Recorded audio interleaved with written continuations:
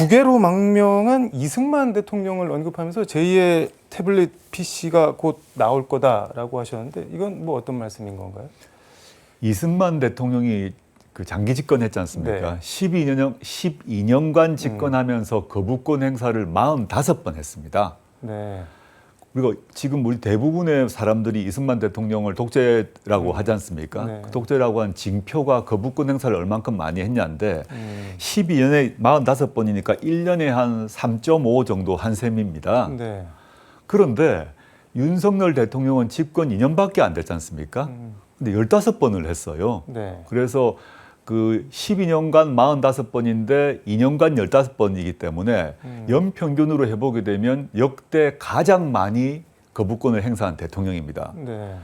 제가 그 이승만 대통령의 상황을 경고를 한 거는 결국 이승만 대통령이 국회의 입법을 무시하고 그 거부권을 오남용한 결과가 무엇입니까? 하와이로 망명 간 것 아닙니까? 네. 제가 윤석열 대통령의 거부권 오남용에 대한 강한 경고를 하기 위해서 총 횟수로 보더라도 45번을 넘을 수도 있을 것 같아요. 윤석열 대통령의 네. 거부권 행사가 그쯤 되게 되면 국회에서는 물론이고 네. 국민들도 이건 너무하지 않느냐라는 생각이 들 것 같습니다. 그래서 저는 강한 경고를 하기 위해서 거부권 행사 자제하시라라고 제가 말씀드리고자 합니다. 거부권 얘기는 알겠는데 제2의 태블릿 PC 이거는 태블릿 하면 우리가 보통 최순실을 떠올리는데 이건 무슨 얘기인가요, 근데? 지금 이제 제2의 태블릿 PC를 계기로 네. 박근혜 대통령 탄핵으로 달려가는 버튼이 눌러졌지 않습니까? 엔진이 이제 네. 시동이 걸린 거죠. 지금 보면 총선 시기를 생각하면 3년은 너무 길다. 윤석열 정권 검찰 독재 조기종식이란 말은 저희만 썼습니다. 조국혁신당만. 근데 그 뒤로 여러 가지 지금 폭로가 나오고 있지 않습니까? 네. 그 여러 가지 폭로 관련해서 특히 최혜병의 수사를 막으려고 하는데 윤석열 대통령 및 그 대통령실이 관여했다는 방증이 계속 나오고 있고 네. 게다가 최근에 국민의힘의 전당대회를 보게 되면 서로가 서로에 대해서 폭로를 하는 과정에서 네. 사설 댓글팀을 그 한동훈 전 법무부 장관이 장관 시대를 운영했다거나 또는 국민의힘도 대선 시기에 운용했다거나 이런 얘기가 야당도 언론도 아닌 지금 국민의힘 내부에서 터져 나와 버렸습니다. 네. 이런 것이 아직까지는 확실한 물증, 구체적인 물증으로 잡히지는 않았지만 의혹 수준에서 계속 폭로가 이어지고 있는데 네. 이것이 조금 더 나아가게 되면 박근혜 대통령 탄핵으로 이끌었던 태블릿 PC에 준하는 그런 어떤 폭로가 나올 수 있다. 또 제2의 태블릿 PC와 같은 물증이 나올 수도 있다 생각이 듭니다. 그게 녹음 테이프건 뭐든 두고 봐야지만 그렇게 되게 되면 지금 윤석열 대통령의 불법이 확인되는 상황이 되기 때문에 아니 근데 전대 후보들끼리 싸우는데 거기서 대통령이나 영부인을 걸고 넘어질 일이 뭐가 있을까요? 근데 이미 그렇게 하고 있지 않습니까? 근데 뭐 한동훈 비대위원장 같은 경우는 네. 김건희 씨의 문자를 둘러싸고 그 문자가 당무 개입이라고 한동훈 씨가 스스로 말을 해버렸습니다. 김건희 씨가 당무 개입하고 있다라고 말을 해버렸어요. 제가 아니라 한동훈 후보가. 네. 그럼 당무 개입이란 건 뭐냐 하면 과거 윤석열, 한동훈 두 사람이 검사 시절에 박근혜 대통령을 수사해서 처벌해서 감옥에 넣었던 중요한 사회 중에 하나가 당무 개입이거든요. 그럼 수사 대상이란 얘기입니다. 이거 심각한 상황으로 가죠. 네. 반대 그렇게 되니까 장해찬 전 최고위원이 그분은 친윤이라고 불리는 분인데 네. 그분은 역공을 하면서 한동훈 당신이 법무부 장관의 사설 댓글팀 운영했지 않냐라고 공격을 또 했어요. 네.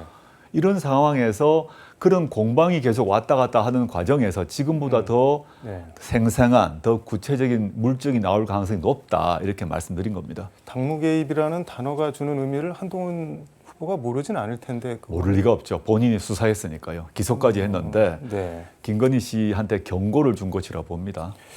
근데 뭐 이명박 BBK 그리고 이재명 대표 뭐 대장동 이것도 이제 대선 경선 과정에서 뭐 자기 당 안에서 나온 건데 이거는 뭐 대통령이 걸려 있으니까는 뭐 그냥 말 그대로 생사결을 하면서 죽자사자하면서 나올 수 있다고 하더라도 당대표 경선하면서 이렇게까지 해야 되나요? 근데 저는 그런 생각이 들던데 왜 그러고 있는 걸까요? 글쎄 말입니다. 정말 저는 죽자사자 싸운다는 말씀이 맞다고 보는데 저는 지금 국민의힘은 심리적 분당 상태라고 봅니다. 같은 당원이긴 하지만 네.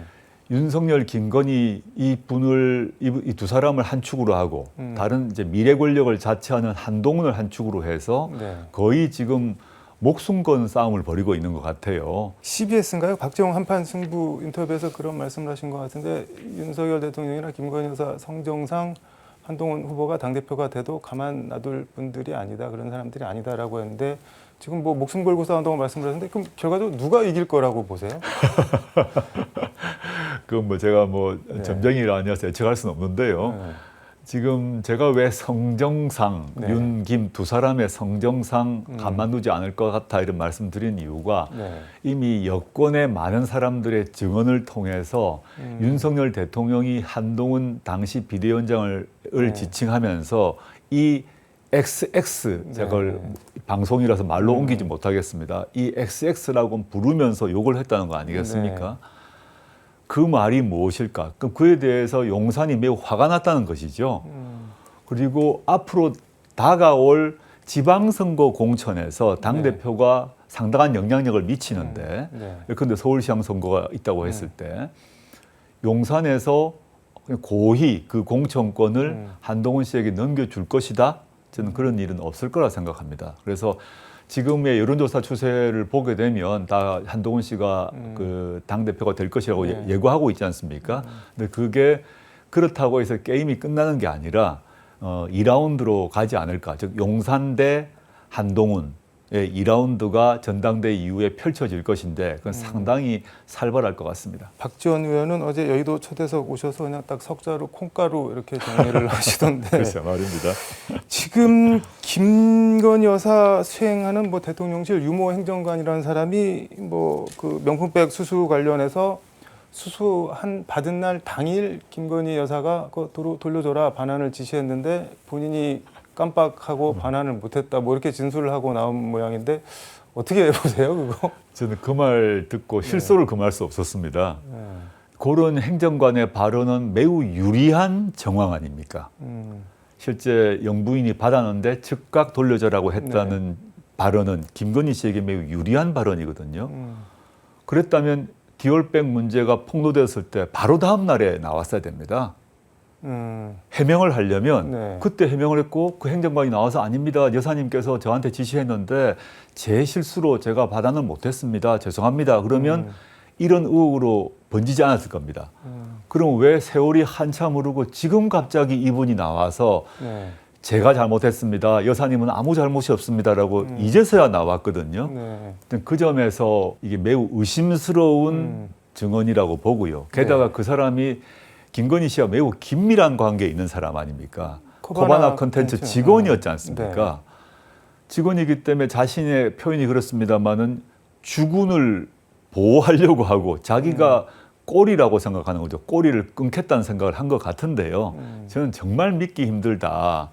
그런 것들을 당시에 진실이었다면 그 네. 당시 바로 다음 날에 제가 이제 용산에 근무한 사람이라면 조사를 해보고 바로 다음 날에 그 기자회견 하게 했을 것 같아요. 그리고 이 또 두 번째 또 말이 안 맞는 게 네. 그 디올백 수수가 이제 공개되었을 때 용산 대통령실에서 공식적으로 뭐라 그랬나 하면 관련 규정에 따라 국가에 기속된다. 대통령 기록물이라고 발표를 했습니다. 네. 그때는 지금 말하는 그 행정관처럼 여사께서 즉각 반환하라는 말 전혀 안 했습니다. 기속된다는 말만 했어요. 그리고 당시 친윤 실세라고 하는 이철규 의원은 네. 이 국가 그 대통령 기록물이기 때문에 반환을 하면 횡령죄라고 얘기했어요. 당시에 그럼 횡령을 지시했다는 건가요? 바로 그 말이죠. 그 두 개를 합하게 되면 대통령 기록물이고 반환하게 되면 횡령인데 여사가 국고 횡령을 지시했다는 말이 돼버렸습니다. 지금은 워낙 급하다 보니까 말을 일단 던져놓고 이게 말이 안 되니까 설득이 안 되니까 그럼 완벽하게 말을 맞추려면 여사는 보호하자. 여사는 반환을 지시했는데 밑에 부하 직원이 잘못했다라고 사후적으로 정리를 한 것 같습니다. 그런데 그 사건 직후에 나왔던 해명과 완전히 모순된다라고 봐서 이 역시 저는 조사를 새로 해야 된다고 보고 있습니다.